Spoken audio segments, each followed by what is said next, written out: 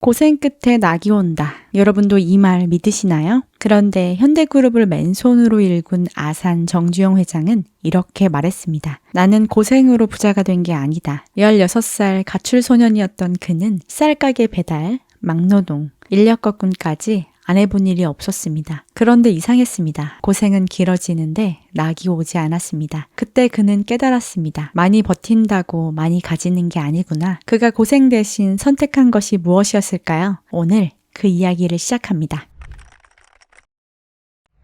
정주영은 젊은 시절 정말 힘들게 살았습니다. 자동차 수리공으로도 일했고 광산에서도 일했습니다. 손에는 굳은 살이 박히도록 일했고 새벽에 일어나 밤늦게까지 일했습니다. 그의 하루는 단순했습니다. 오늘 하루만 버티자. 하지만 어느 순간 깨달았습니다. 버티는 건 그냥 살아남는 것일 뿐이지 앞으로 나아가는 게 아니구나. 고생은 필요합니다. 하지만 의미 없는 고생은 인생을 갉아먹습니다. 아무리 땀을 흘려도 방향이 틀리면 제자리입니다. 아무리 오래 일해도 기준이 없으면 똑같은 일의 반복입니다. 정주영은 그 사실을 누구보다 빨리 알아챘습니다. 그는 말했습니다. 많이 버틴다고 많이 가지는 게 아니다. 나는 고생으로 부자가 된 게 아니다. 기준을 세워서 버텼고 제대로 판단해서 돈을 벌었다. 그의 고생은 단순한 근성이 아니었습니다. 무작정 버티는 대신 그는 고생의 이유를 정했습니다. 왜 이 일을 하는가? 이 일이 나를 어디로 데려가는가? 그 질문 하나가 그의 인생 전체를 바꿔놓았습니다. 그는 남들이 정한 틀에서 벗어났습니다. 남이 만든 틀 안에선 평생 남의 부를 키울 뿐이다. 그 말처럼 그는 자신만의 틀을 만들기 시작했습니다. 결국 그는 깨달았습니다. 진짜 부는 더 오래 버티는 데서 오는 게 아니라 더 정확하게 판단하는 데서 온다는 것을.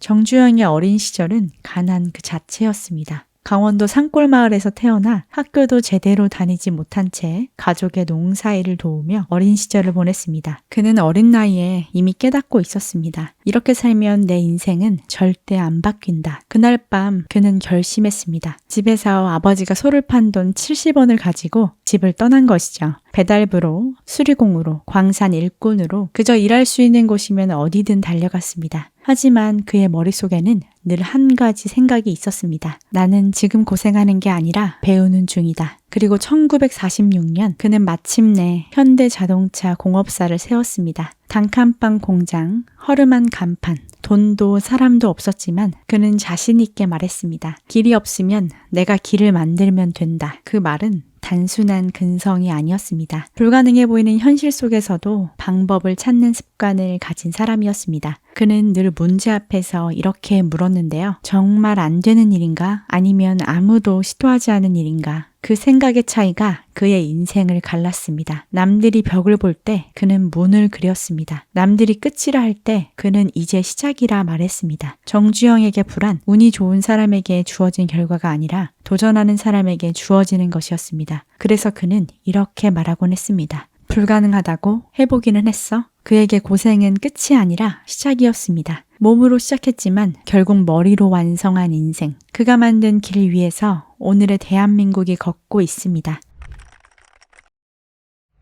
1971년 정주영은 조선소를 세우기 위해 영국으로 향했습니다. 한국에는 변변한 배 한 척도 없던 시절이었습니다. 외국 은행들은 그를 비웃었습니다. 한국이 조선소를 만든다고요? 말도 안 됩니다. 그때 정주영은 미소를 지으며 지갑에서 500원짜리 지폐 한 장을 꺼냈습니다. 지폐 속에 거북선을 가리키며 이렇게 말했습니다. 이 나라가 수백 년 전 이미 철갑선을 만들던 나라입니다. 그 한마디가 영국은행 책임자의 마음을 움직였습니다. 그의 말에는 숫자보다 강한 믿음이 있었습니다. 그 결과 돈을 빌릴 수 있게 되고 한국 최초의 대형 조선소 현대중공업이 탄생했습니다. 그곳에서 만들어진 배가 세상을 항해하기 시작했습니다. 그로부터 수십 년이 지난 1998년 그는 또 한 번 세상을 놀라게 했습니다. 소 500마리를 몰고 휴전선을 넘어갔습니다. 누구도 상상하지 못했던 일, 누구도 감히 시도하지 않았던 길이었습니다. 사람들은 물었습니다. 왜 그렇게까지 합니까? 그는 담담하게 대답했습니다. 길이 막히면 내가 길을 내야지. 그에게 사업이란 돈을 버는 일이 아니라 길을 만드는 일이었습니다. 조선소를 만들 때도 소를 몰 때도 그는 세상이 정해준 한계를 그대로 받아들이지 않았습니다. 정주영의 도전에는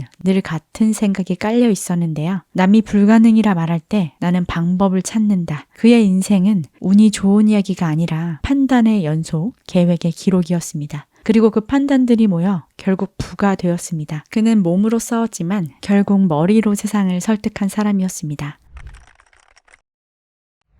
많은 사람들은 말합니다. 운이 없어서 안 된다. 하지만 정주영은 그 말을 단번에 부정했습니다. 그는 이렇게 말했습니다. 운이 없다고 생각하니까 운이 나빠지는 거야. 그에게 운이란 결과가 아니라 마음가짐이었습니다. 그는 매일 새벽 3시에 일어났습니다. 더 많이 일하려고가 아니라 먼저 생각하려고, 남들보다 먼저 움직이고 남들보다 먼저 방향을 잡기 위해서였습니다. 정주영에게 고생은 어쩔 수 없는 것이 아니었습니다. 판단을 위한 시간, 기준을 세우는 연습이었습니다. 그는 말했습니다. 무슨 일이든 90%의 확신과 10%의 자신감으로 밀고 나가라. 이 한 문장에 그의 인생 철학이 담겨 있습니다. 확신은 준비에서 나오고 자신감은 경험에서 쌓입니다. 즉, 부자는 운 좋은 사람이 아니라 준비된 판단을 내리는 사람이었습니다. 정주영은 단순히 열심히 하지 않았습니다. 그는 무엇을 열심히 해야 하는가를 먼저 정했습니다. 그 기준이 있었기에 실패에도 방향을 잃지 않았습니다. 그는 수없이 넘어지고 망할 뻔한 위기에도 섰지만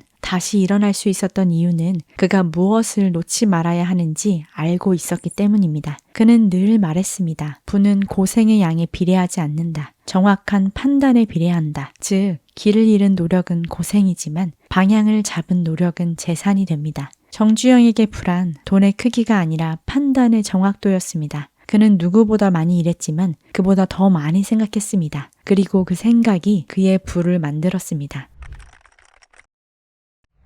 정주영은 평생 일했습니다. 남들보다 먼저 일어나고 남들보다 늦게 잠들었습니다. 하지만 그는 어느 날 깨달았습니다. 일의 양이 아니라 일하는 방식이 나를 바꾼다. 그는 고생을 줄이지 않았습니다. 대신 헛된 고생을 반복하지 않기로 했는데요. 그 차이가 인생을 바꿨습니다. 그는 실패를 두려워하지 않았습니다. 실패가 올 때마다 되묻곤 했습니다. 이번엔 무엇을 배웠는가? 다음엔 어떻게 바꿔야 하는가? 그는 일을 더 많이 하려 하지 않았습니다. 일하는 방식을 만들었습니다. 꾸준한 루틴을 만들고 습관을 바꿨습니다. 매일 새벽 3시 남들보다 먼저 생각했고 남들보다 먼저 기준을 세웠습니다. 나는 고생을 줄이려 한 게 아니다. 헛된 고생을 반복하지 않기로 했다. 이처럼 그의 인생은 결국 습관을 다시 만드는 과정이었습니다. 반복되는 실수는 운이 아니라 습관의 문제였고 반복되는 성과는 재능이 아니라 만들어진 습관의 결과였습니다. 그는 말했습니다. 결과가 없는데 계속 힘들다면 멈춰야 할 때다. 정주영은 단순한 근성의 사람이 아니었습니다. 그는 스스로의 하루를 계획한 사람이었습니다. 언제 생각하고 언제 결정하며 언제 멈출지를 정해두었습니다. 그의 성실함에는 방향이 있었습니다. 그의 반복에는 의미가 있었습니다. 그는 성실함을 연료로, 습관을 엔진으로 썼습니다. 아무리 연료가 많아도 엔진이 고장나면 차는 움직이지 않습니다. 그래서 그는 삶의 엔진을 고쳤습니다. 즉, 습관을 만들었습니다. 그 결과 고생은 줄었지만 성과는 늘었습니다. 일은 줄었지만 가치는 올라갔습니다. 그때 그는 비로소 깨달았습니다. 부는 운이 아니라 반복할 수 있는 습관의 결과다. 그는 부를 운으로 만들지 않았습니다. 습관을 쌓아 만들었습니다.